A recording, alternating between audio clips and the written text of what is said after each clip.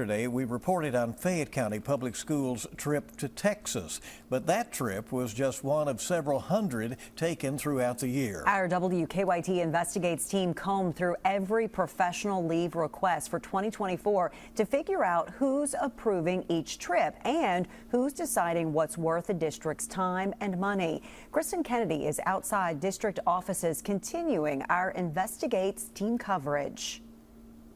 When we look at Fayette County Public Schools' budget, very little of it is spent on trips, about 2% of their $800 million. That number is pretty easy to figure out. What's a little more confusing looking through the hundreds of leave requests is who knows about each trip. Superintendent Dr. Demetrius Liggins says the school board gives the final say. He would not talk to us on camera, but did send an official statement through FCPS spokesperson Dia Davidson-Smith. The statement says each request is vetted by multiple departments, including campus and district administration, and that board members receive detailed information in advance of each meeting, allowing ample time for review, questions, and one-on-one discussions with the superintendent. Board members we talked to say there's rarely discussion about individual trips. Professional leave requests are approved en masse during monthly work sessions. Good evening, everyone. It's 5:30 somewhere. This is audio of November 11th. And next is the approval of the consent items for the planning meeting. Is there a motion to that effect? I move we approve the consent items as listed. Motion by Board Member Green. Is there a second? I second the motion. Second by Board Member Clark. Questions on the consent items? Any discussion? Hearing none, all in favor, please say aye. Aye. We reviewed almost a year's worth of professional leave requests. That included the trip to Dallas, Texas, where 36 teachers, staff, and board members were approved to spend more than $101,000 in hotels, meals, and transportation. We also found the board approved Henry Clay High School to use their soccer booster club funds to send 3 from their athletic department to Manchester, England, to learn best practices for high school soccer coaches. The board approved a few other overseas trips during meetings this year. They sent 2 administrators to Puerto Rico to recruit. One of the 2 will travel overseas again next year.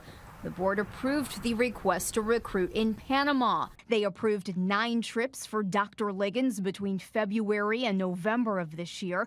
The trips across the country make up 25 workdays, costing close to $23,000. They approved Deputy Superintendent Houston Barber's travel to 5 different states in a 6-month time frame. His trips make up 17 workdays at a cost of more than $13,000. In one instance, the school board double approved Henry Clay's principal to participate in a conference in New Orleans. The trip was submitted twice during separate meetings with different costs and dates. In the official FCPS statement, Davidson-Smith called that a clerical error. And in an election year, when voters in Kentucky were deciding whether to give charter schools the same funding as public schools, the school board spent more than $46,000 sending 24 teachers to Atlanta to learn at Ron Clark's private school. We asked Dr. Liggins to talk about these findings on camera. We sent emails to every board member asking them for responses on camera. We also reached out to the 2 incoming board members. Do you think transparency on the board level could be better? Always. That's one of the things I ran on. And I think we have to be careful when we talk about transparency, because sometimes people hear that word and the implication is, well, they're hiding something. Transparency can literally be more effective communication. Penny Christian will represent District 3 on the school board next year. She understands professional leave. She deals with it at her own job as the National PTA Committee Chair. This district is growing, and doing what I do at the national level for PTA in terms of travel and in terms of professional learning and professional development, it has to be a piece of what you do. Christian says reacting to what the board has already approved is never as good as being proactive. If you're proactive, you're going to do some research. You're going to find out some information. You're going to reach out to who you think you need to. If you don't know who to reach out to, then you reach out to the upper folk and say, who do I reach out to?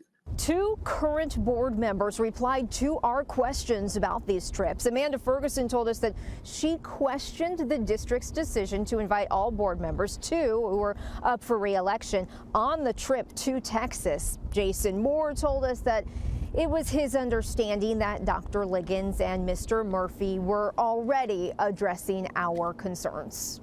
For WKYT Investigates, I'm Kristen Kennedy. Well, the board's next planning meeting is Monday. Part of that meeting includes approving professional leave requests. We're putting the full official FCPS statement on professional leave spending in this web story on WKYT.com.